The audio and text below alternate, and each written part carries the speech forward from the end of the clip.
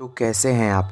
आज हम बात करेंगे टाइटैनिक शिप के बारे में कि टाइटैनिक शिप कैसे और कब डूबा और उस शिप के डूबने के 108 साल के बाद भी आज तक उसे समुद्र से क्यों नहीं निकाला गया। तो ज़्यादा टाइम न वेस्ट करते हुए वीडियो स्टार्ट करते और जानते इसके पीछे के रीज़न के बारे में।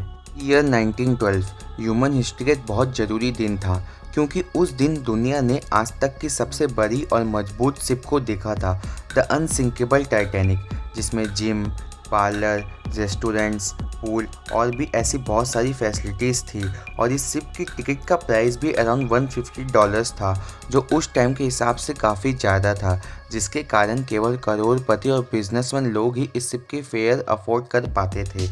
और अगर उसे आज की मार्केट वैल्यू के हिसाब से देखें तो वो अराउंड $2000 के लगभग होगा। और साथ ही साथ टाइटैनिक को बनाने वाली कंपनी हार्लैंड एंड वुल्फ का ये दावा था कि उनकी ये शिप कभी डूब नहीं सकती और ये हर तरीके के खतरे और सिचुएशन का सामना करने के लायक है, इसलिए उन्होंने इसे द अनसिंकेबल शिप का टाइटल भी दिया। लेकिन कहते हैं ना, हम इंसान अपने आप को कितना ही महान क्यों ना समझ ले, नेचर के सामने हमें झुकना ही पड़ता है। द अनसिंकेबल बोली जाने वाली टाइटैनिक ने 10 अप्रैल 1912 को अपनी पहली ट्रिप की और आधे रास्ते में ही 15 अप्रैल को एक आइसबर्ग से टकराने के कारण डूब गई। और इसके बारे में ज़्यादातर लोग जानते भी हैं क्योंकि इसके ऊपर बहुत फेमस मूवी द टाइटैनिक भी बनी है, जिसके लीड एक्टर लियोनार्डो डिकैप्रियो थे।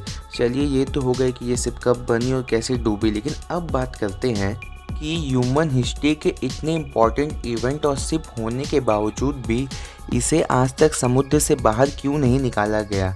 टाइटैनिक अटलांटिक ओशन में डूबा था और इसकी खोज शिप के डूबते ही चालू हो गई थी, लेकिन इसको सफलता 73 साल बाद मिली, यानी इन द ईयर 1985, और वो भी समुद्र के 12,303 फीट नीचे, जिसके पीछे नेशनल ज्योग्राफी की टीम और रॉबर्ट बिलार्ड का बहुत बड़ा हाथ था, जिनको ये शिप न्यू फाउंड आइलैंड से 300 किलोमीटर दूर पर मिली। और जैसे ये शिप मिली तो यूएस गवर्नमेंट और साइंटिस्टों की टीम ने इसे बाहर निकालने के लिए एड़ी चोटी का जोर लगा दिया, लेकिन फिर भी उन्हें सफलता नहीं मिली। तो चलिए जानते हैं कि वो कौन कौन से तरीके थे जिनसे उन्होंने इस शिप को बाहर निकालने का सोचा और किन कारणों के कारण वो सफल नहीं हो पाए। तो सबसे पहले गवर्नमेंट ने सोचा कि क्यों ना इसे केबल वायर और क्रेन की मदद से बाहर निकाला जाए, लेकिन 73 साल से समुद्र के अंदर डूबे रहने के कारण टाइटैनिक शिप का मेटल काफ़ी कमज़ोर हो चुका था, क्योंकि 12,303 फीट नीचे पानी के प्रेशर का अंदाज़ा तो आप लगा ही सकते हैं। और साथ ही साथ 73 साल तक डूबे रहने के कारण टाइटैनिक शिप कई सारे बैक्टीरियो का घर भी बन चुका था, जो उसे अंदर से खाकर खोखला कर रही थी। और अगर उस पर केबल और क्रेन का प्रेशर पड़ता तो वो पूरी तरीके से टूट भी सकती थी, तो ये काफ़ी रिस्क की बात हो जाती। ये तो ऐसी ही बात होती जैसे मानो चाय में डूबे हुए बिस्कुट को हम रस्सी से बाहर निकाल रहे हैं। जिसके बाद रिसर्चर्स ने सोचा कि क्यों ना टाइटैनिक शिप को एक बड़े मैग्नेट से बाहर निकाला जाए, जिसमें वो एक सबमरीन के साथ बहुत बड़े मैग्नेट को लगा दे और वो टाइटैनिक शिप उस फोर्स से ऊपर सतह पर आ जाए। लेकिन इसमें ये दिक्कत आ रही थी कि टाइटैनिक का वजन पहले ही 52,300 टन्स था, यानी अगर इसको केजी में कन्वर्ट करें तो वो होता है 4,74,54,840 केजीज, और पानी के प्रेशर की वजह से वो कई 100 गुना और बढ़ जाता है। इतने वजनदार शिप को मैग्नेट से टानने के लिए बहुत बड़े पावरफुल मैग्नेट की ज़रूरत है, और साथ ही साथ उतने ही पावरफुल सबमरीन की भी, जो शायद अभी भी बनाना नेक्स्ट टू इम्पॉसिबल है।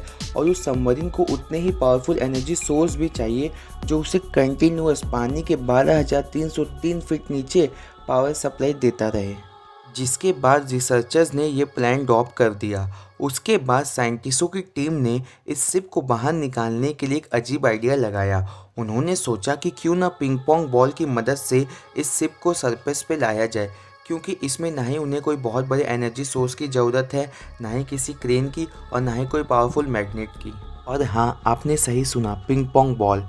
लेकिन अब आप ये सोच रहे होंगे कि पिंग पोंग बॉल की मदद से आखिर इतने भारी शिप को कैसे सरफेस पे लाया जा सकता है।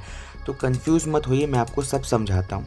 तो उनका प्लान ये था कि टाइटैनिक शिप को पूरे तरीके से पिंग पोंग बॉल से भर दिया जाए, जिससे टाइटैनिक शिप पर ऊपर की तरफ प्रेशर बनने लगेगा, क्योंकि शिप में पड़े बॉल ऊपर आने की कोशिश करेंगे, जिसके साथ साथ शिप भी ऊपर आ जाएगी।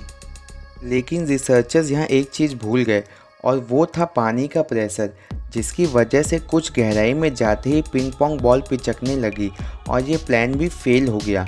जिसके बाद रिसर्चर्स ने सोचा कि बर्फ़ की डेंसिटी पानी से कम होती है, जिसकी वजह से वो पानी पर तैरती है, और इसी लॉ के बेस से रिसर्चर्स ने सोचा कि क्यों न टाइटैनिक शिप को भी लिक्विड नाइट्रोजन की मदद से पूरे तरीके से एक बड़े आइसबर्ग में कन्वर्ट कर दिया जाए, जिससे वो खुद ही पानी के सरफेस पर आ जाए।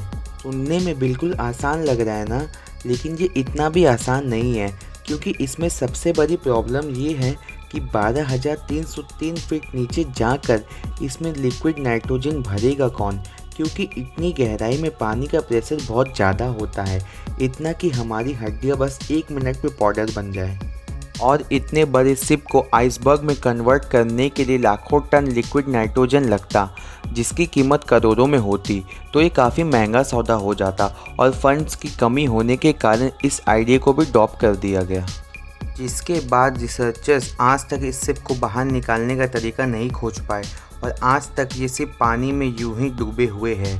और वैसे भी टाइटैनिक को बाहर निकालने में इतना खर्चा है कि इसके बारे में ना ही सोचे तो बेहतर है, क्योंकि अगर टाइटैनिक को किसी बहुत महंगे म्यूज़ियम में भी रखा गया तो भी उसे बाहर निकालने में जो पैसे खर्चे हुए हैं उसे वसूलने में पूरे 100 साल से भी ज़्यादा लग जाएंगे।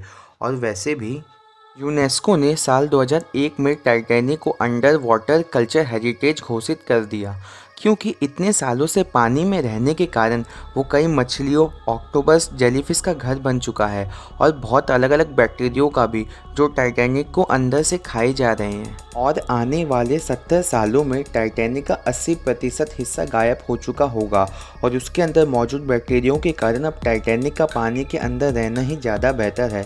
सो गाइस, अब आपको पता लग गया होगा कि टाइटैनिक को इतने सालों से बाहर क्यों नहीं निकाला गया। तो इसके बारे में आप क्या सोचते हैं कि टाइटैनिक को बाहर निकालना चाहिए या नहीं, मुझे नीचे कमेंट सेक्शन में ज़रूर बताएं। तो गाइस, अगर आपको वीडियो पसंद आया है तो वीडियो को लाइक करें, इस चैनल को सब्सक्राइब करें और बगल में बेल आइकन भी दबा दें, जिससे मैं जब भी कोई नई वीडियो लेके आऊँ तो आपके पास सबसे पहले नोटिफिकेशन आ जाए। और हाँ, एक इम्पॉर्टेंट अनाउंसमेंट, अभी हमारे चैनल पे कुछ 5000 सब्सक्राइबर है, तो मैं चाहता हूँ कि आप लोग जल्दी से अपना प्यार और सपोर्ट दिखाएं और हमारी यूट्यूब फैमिली को 10,000 सब्सक्राइबर तक पहुँचा दें, जिसके बाद मैं अपने चैनल पर Q&A वीडियो रखने वाला हूँ। सो गाइस, मैं जल्दी मिलता हूँ आपको एक नए वीडियो के साथ, तब तक के लिए गुड बाय।